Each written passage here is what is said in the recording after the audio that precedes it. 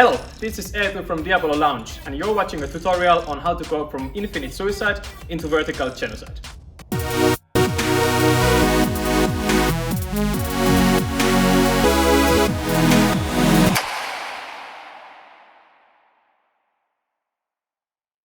So, obviously for this trick you will need to know how to do an infinite suicide and a vertical genocide. We have both of those tutorials up on our YouTube channel, so if you don't know how to do them, go check them out.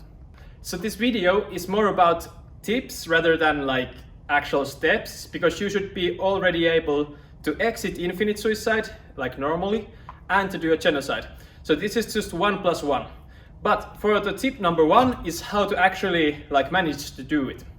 So for most people, the problem will come when they are exiting the infinite suicide and they are going into the genocide. So you go like this.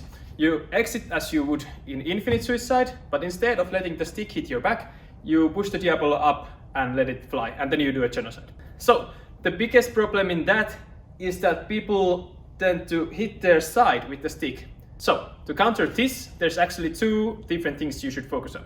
So the first thing is, instead of doing your infinite above your head like this, you should kind of, before you go into the genocide, move it a little bit out.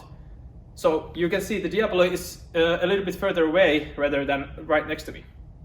Okay, so I will show you how it looks like. So the first tip, infinite suicide, but instead of doing it here, you move it here. When you're doing your infinite suicide, you don't have to go super fast. So it's actually more difficult to go from a super fast infinite suicide into this. So it's more controlled when it's low, and then when you start going into it, then you put the power in. Then the second thing is, when you are going into the genocide, so when you are doing the loop down, then during that loop, you should push your arm straight. The Diabolo then will go directly into that direction, and then it will pull the stick also that way, so it doesn't hit your side. And here is the second tip.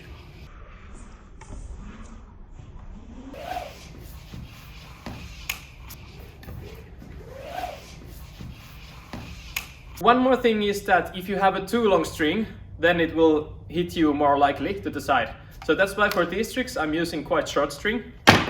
It's up until here for me. All right, now that we got that covered, let's move on to the tip. I think it's tip number 2 now. So the tip number 2 is how you change the height of your throw. So if you're aiming to do only 1 genocide, or like 2, you really don't need height for the throw. So then when you're pushing the Diabolo, you kind of just push and leave your stick, leave your arm front, so the stick will naturally throw the Diabolo up. You can do kind of a little lift, but that's almost not necessary. I will show you how it's done.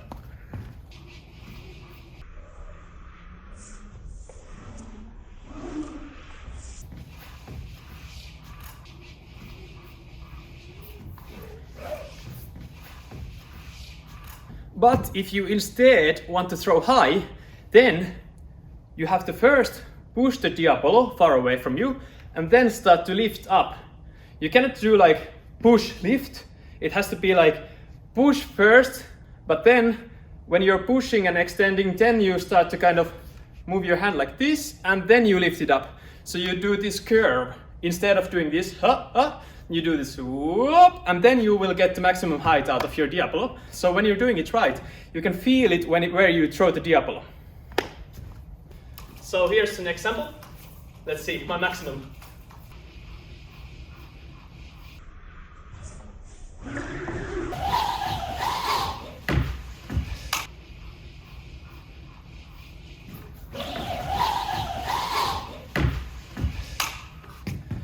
So as you can see, you can get quite high throws with this.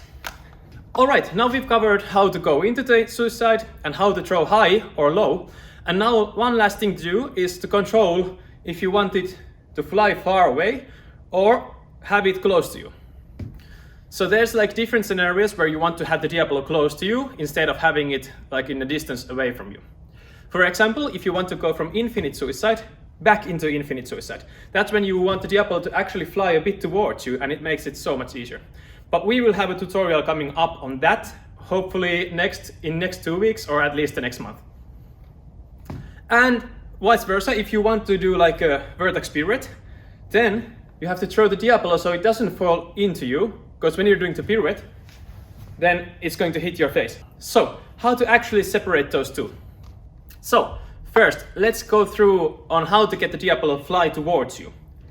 So, when you're doing this movement that you're pushing it down here, after you have pushed your arm straight, you kind of take your arm back a little bit, like pull it towards you. Not too much, because if you pull like this, the Diabolo will send flying that way, but small pull. That's enough to do it. And this works especially when you're doing like a low genocide. That's when it works. Here's an example.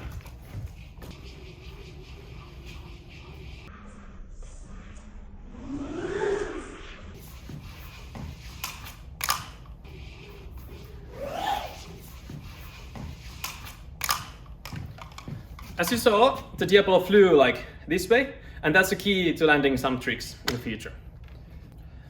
And to keep the Diabolo far away from you, you actually just do as I said before, like push the Diabolo front and then start lifting up. That's when you get a nice like go there, and once you lift up, then it will fly like this, nice up.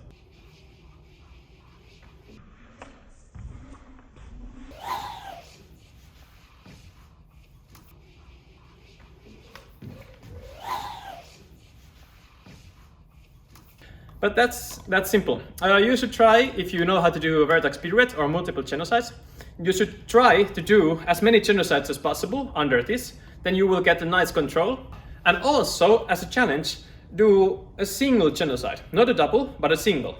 The single is actually quite hard, and then you have to understand that you don't need to put any power. You just push the Diabolo front, and then you let the movement follow. And then you can do the single one.